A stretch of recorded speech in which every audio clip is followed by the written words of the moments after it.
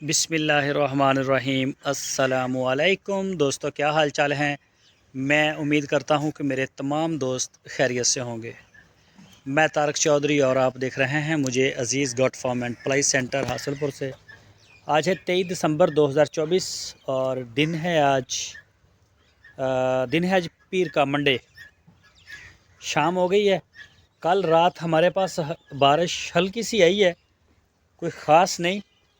मतलब पंजाबी में कहते हैं ना कि कपड़े पे हों, बस छटाका आया और एक इतनी नहीं आई, यानी कि ये जगह बस इस तरह की ना थोड़ा सा हुआ है। बाकी अल्हम्दुलिल्लाह जी, बकरियां जो हैं हमारी माशाल्लाह फिट हैं सारी, बकरे भी बकरियां भी सारा सूरत हाल ये देखें आप। कोई बकरी ऐसी नहीं है जो किसी को कुछ सर्दी वगैरह लग रही हो। तो कोई इक्का दुक्का पहले ही हमारे पास कोई थोड़ी कमज़ोर थी, वो चराई वाली बकरियाँ आई हैं हमारे पास, तो वो ज़रा कमज़ोर हैं। तो वो हैं जो ऑलरेडी हमारे पास पहले से चलती आ रही हैं, वो माशाल्लाह ठीक हैं। ये बच्चे भी ठीक हैं। और बकरी ने एक ने 52 नंबर, ये रेड वाली, इसने डिलीवरी अभी नहीं दी। शायद अभी ये टाइम ले सकती है, बाकी इंशाल्लाह दे देगी। इसको रात इसका वही प्रोटोकॉल है अलग करने वाला। दोस्त हमारी वीडियो को काफ़ी पसंद करते हैं, फेसबुक के ऊपर काफ़ी पसंद करते हैं और टेलीफोन कॉल्स भी आती हैं। अपना मशवरा, अपनी हर चीज़ जो भी उनके पास मालूमात होती है वो लाजमी शेयर करते हैं। उन सब का बहुत बहुत शुक्रिया, हमारा इतना ख्याल रखते हैं। हालांकि ये कोई शराकत दारी का हमारा प्रोजेक्ट नहीं है, इसमें कोई भी हमारा हिस्सेदार नहीं है, ये हमारा अपना ज़ाती है बकरियों का। तो फिर इसके बावजूद भी वो मशवरा देते रहते हैं और अच्छे अच्छे मशवरे भी आते हैं। बाकी जो दोस्त हमें देखते हैं ना, वो एक चीज़ के ऊपर मेन फोकस करें, एक काम के ऊपर आप गौर करें। वो ये है कि पाकिस्तान में ना बहुत ज़्यादा लॉस होता है। ये कल की वीडियो में मैं इंशाल्लाह आपके साथ सारा डाटा शेयर करूंगा कि साल में किस बीमारी से कितनी बकरियों का लॉस एक साल में हो जाता है। ठीक है, ये भी आपके साथ फिगर सारा शेयर करूंगा। और आपने ये देखना है कि ये जो नुकसान होता है बकरी फार्म पे, बकरी फार्म जो क्लोज़ होते हैं, लोग कारोबार बंद कर देते हैं, इसकी क्या रीज़न है। असल काम ये नहीं है कि बकरियां प्रॉफिट कितना देती हैं। बकरियां बहुत प्रॉफिट देती हैं, इंशाल्लाह देखेंगे आप, आपकी सोच से भी ज़्यादा। एक 100 बकरी अगर आपने रखी है और आपकी अगर मैनेजमेंट अच्छी है, देखभाल अच्छी है, तो मेरा नहीं ख्याल कि पूरी दुनिया में किसी भी मुल्क में जाके आप इतना पैसा कमा सकें। कमाते हैं लोग, बहुत बहुत कमाते हैं, लेकिन ये भी एक अच्छी इनकम हो जाती है। आप ये नहीं कह सकते कि ये मेरा गुजारा नहीं हो रहा है या इस तरह, ऐसी कोई बात नहीं है, एक अच्छी रेशो है। लेकिन ये सारी बातें बाद की हैं, जो जैसा कि यूट्यूब के ऊपर हम वीडियो देखते हैं कि जी इसने 20 बकरियां पाली, इसने इतने लाख कमाए, इसने 50 पाली, इसने इतने लाख कमाए, वो बातें ठीक हैं। लेकिन इन चीज़ों को देख के फार्मिंग शुरू ना करें। आप ये देखें जिन लोगों ने इस काम को बंद किया है उसकी रीज़न क्या है, उसकी सर्च करनी है आपने। जब आप उस को सर्च करेंगे तो उस बंदे से आप मीटिंग करेंगे, आपको वो मिलेंगे, वो आपको बताएंगे कि उनको क्या वजह बनी, क्या लॉस आए, क्या मसले मसाइल बने। एक तो आप अपनी मैनेजमेंट को और भी बेहतर करेंगे। लेकिन मैं जानता हूँ कि पाकिस्तान में जो सबसे बड़ा मसला आ रहा है ना, वो आ रहा है वैक्सीनेशन का। लोगों को पहली तो बात है वैक्सीनेशन का इल्म नहीं है, और दूसरे नंबर पे लोग करवाते भी नहीं हैं। वो सिर्फ़ एक ही बात जानते हैं कि ये अल्लाह के रसूल ने ये बकरियां चराई हैं, इसमें बरकत है, और बाकी नबियों ने भी चराई हैं। ये बातें बिल्कुल आपकी सही हैं, लेकिन देखें, इंसान बीमार होता है या कोई भी हमारा बच्चा कोई भी इंसान का पैदा होता है तो उसे फ़ौरन हिफाजती टीके लगते हैं ताकि उसको पोलियो के ये वो इस तरह के मसले मसाइल बाद में ना बने।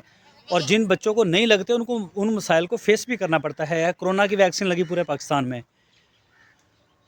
तो बकरियों के लिए भी ये ज़रूरी है। और फिर इसके लिए टाइम को समझना आपने कि किस टाइम के ऊपर वैक्सीन आपने कौन सी करनी है। और वो जो वैक्सीन आपने की है, चाहे वो पीपीआर की है, इंटेरोटॉक्सीमिया है, ईटीवी, और या फिर वो फुट एंड माउथ की है, या फिर इसके अलावा टेटनस की आ जाती है, और भी 3-4 मेन हैं, 4 वैक्सीन हैं। आपने उनका टाइम सेट करना है कि ये मुझे करनी किस वक्त है। और उसके बाद जो बकरी आपने ख़रीदी है, आपके इल्म में होना चाहिए कि उस बकरी को मेरी वैक्सीनेशन नहीं हुई।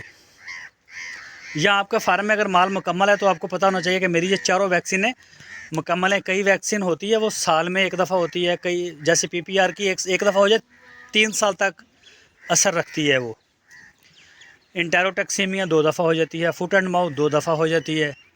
इस तरह और भी हैं, लेकिन मेन चीज़ ये है कि इसको करना कब है, और अगर ये बीमारी आ जाती है तो इसकी अलामतें क्या हैं, और फिर इस जानवर को फ़र्स्ट एड क्या देनी है, कैसे उसको रखना है, ये सारी चीज़ें आपकी सीखने की हैं। मेन और सबसे पहली बात, शेड कैसे बनाना है। मेरी ये जो जगह है ना, ये बिल्कुल बेकार जगह है, बिल्कुल बेकार है। ये शुमाल जनूब है, ठीक है ना। इसमें धूप नहीं आती। अभी अंदर हमारे गीला होता है, हम तो काफ़ी अभी काम थोड़ा है, अंदर हम कर रहे हैं सफाई, रेगुलर कर रहे हैं, हम अंदर से निकाल रहे हैं। तो फिर भी अभी है, लेकिन जब सूरज नहीं निकलेगा पूरा महीना जनवरी में, और टम्परेचर भी बहुत नीचे आ जाता है, धुंध पड़ती है, फोग वगैरह, उस वक़्त इस तरह की जगह के ऊपर एक दिन गुजारना भी मुश्किल होता है। तो इसलिए आप मशरक़ से मगरब इसका रुख बनाएं, और धूप के लिए ऐसा सिस्टम रखें कि सर्दी के 1-1.5 महीने की जो सर्दी पड़नी है ना बकरी फार्म वाले का, उसी 1.5 महीने में सबसे ज़्यादा नुकसान होता है। गर्मियों में इतना नहीं होता। गर्मियों में भी लॉस देखने में आते हैं, लेकिन वो ज़्यादातर उन जानवरों के आते हैं जो चराई के ऊपर जाते हैं, उनको मसले मसाइल बनते हैं, डवर्मिंग के मसले होते हैं। तो बहरहाल ये चीज़ें अगर आप सीख के करेंगे और उन लोगों से आप मिलेंगे जिनके ऑलरेडी लॉस हो चुके हैं, जिनके फार्म बंद हो चुके हैं, तो फिर इंशाल्लाह आपकी मैनेजमेंट और भी बेहतर होगी। ना कि आप यकदम जाएं और एक यूट्यूब के ऊपर या फेसबुक के ऊपर एक ऐसी वीडियो देखें, 100 बकरी से 70 लाख कमा लिए, 50 बकरियों से 25 लाख कमा लिए, इतना मुनाफा आ गया, यूके का वीज़ा छोड़ दिया, यूएसए का वीज़ा छोड़ दिया, इधर को चले गया, उधर को चले गए। इस तरह का नहीं देखना। एक प्रॉपर इसकी गाइडलाइन है। जैसे ड्राइविंग लाइसेंस लेने के लिए आपको गाड़ी सीखनी पड़ती है प्रॉपर, फिर उसका आप ड्राइविंग टेस्ट दे के रोड के ऊपर आने के जब अहल होते हैं तो गवर्नमेंट आपको अलाउ करती है, तो फिर ही आप गाड़ी जो है ना उसको चलाते हैं। तो ये काम भी ऐसा है। देखिए, एक नॉर्मल बकरी जो है ना, दोगली क्रॉस जिसको कहते हैं, दोगली कहते हैं, वो भी अब अगर बच्चे देने वाली हो या बच्चे दिए हुए हों तो वो 65 से 70 हज़ार की वो बकरी आती है। तो ये थोड़ा महंगा काम नहीं है। तो इसलिए भाई इसको सीखें, और उन लोगों से आप ज़्यादा मीटिंग रखें जिनको लॉस हुए हैं, मुख्तलिफ़ लोगों से मिलें, वो आपको बताएंगे। बाकी कई दोस्त ये भी पूछते रहते हैं कि तारिक भाई किस इलाके में कौन सी बकरी हम रख सकते हैं। बकरियां जो हैं ये किसी भी क्लाइमेट में आप रख सकते हैं। इसको इक्का दुक्का नस्लें हैं जो ठंडे इलाके में रहती हैं, वो गर्म इलाके में नहीं रहती।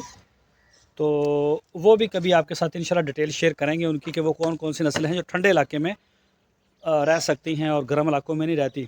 बाकी आलमोस्ट बकरी जो है वो पूरी दुनिया में आप जहाँ से जिधर मर्ज़ी ले जाएं, कोई इतना ख़ास फ़र्क नहीं पड़ता। अलबत्ता उसकी फ़ीड को एक तरीके से चेंज करें, उसके हर माहौल को, इन्वायरमेंट को एक तरीके से चेंज करें, तो कोई टेंशन नहीं है। बाकी पाकिस्तान में तो कोई भी नहीं है। कई कहते हैं कि ये जो गुलाबी बकरियां हैं राजनपुर की, वो नहीं आप रख सकते, वो फ़लानी नहीं रख सकते, टमकानी नहीं रख सकते। जो मर्ज़ी जिधर मर्ज़ी रखें। लॉस जब होता है ना तो मकामी बकरी वाले जिन्होंने, जैसे मेरा ये मकामी है बकरी हमारी, ये मक्खी चीनी, तो यहाँ भी होता है, मक्खी चीनी में लॉस होता है लोगों का। उसके लिए गुलाबी शराबी की नहीं ज़रूरत, इसमें भी हो जाते हैं। 2 दफ़ा हुआ हमारा पहले। उसमें हमारे जो गलती थी वो यही थी कि हम वैक्सीनेशन वगैरह बिल्कुल उसका ख्याल नहीं करते थे, तो लॉस होता था। तो आज की वीडियो ये इतनी है जी। बाकी इंशाल्लाह फिर कल को आपके साथ शेयर करेंगे। अपना बहुत सारा ख्याल रखिए। अल्लाह हाफिज़।